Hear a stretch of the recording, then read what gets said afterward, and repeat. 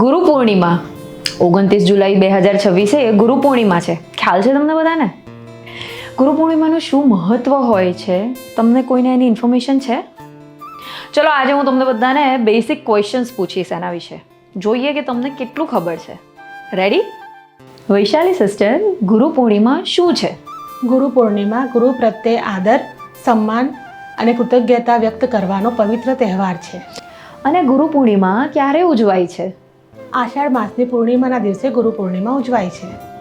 Hetvi sister, Guru Purnima કોના જન્મદિવસ તરીકે ઉજવાય છે? મહર્ષિ વેદવ્યાસજીના જન્મદિવસ તરીકે ગુરુ પૂર્ણિમા ઉજવાય છે. અને મહર્ષિ વેદવ્યાસજી કોણ હતા? તેમણે વેદોનું સંકલન કર્યું, મહાભારત સહિત અનેક ગ્રંથોની રચના કરી. Very nice. ખુશી સિસ્ટર, એક ગુરુનું આપણા જીવનમાં શું મહત્વ હોય છે? ગુરુ આપણને જ્ઞાન, સંસ્કાર અને સાચા માર્ગનું માર્ગદર્શન આપે છે. મનુષ્યએ પોતાના જીવનમાં પ્રથમ ગુરુ તરીકે કોને માનવું જોઈએ? મનુષ્યએ પોતાના માતા પિતાને જ પ્રથમ ગુરુ તરીકે માનવું જોઈએ. હેતલ સિસ્ટર, એક ગુરુની સાચી ગુરુ દક્ષિણા શું હોઈ શકે છે? તેમના ઉદ્દેશ્યને આપણા જીવનમાં ઉતારવું તે જ ગુરુની સાચી ગુરુ દક્ષિણા છે. અને ગુરુ પૂર્ણિમાનો મુખ્ય સંદેશ શું છે? ગુરુનો આદર કરવો, જ્ઞાનનું સન્માન કરવું અને સાચા માર્ગ પર ચાલવું. ભૂમિબેન, ગુરુ પૂર્ણિમા આપણને શું શીખવે છે?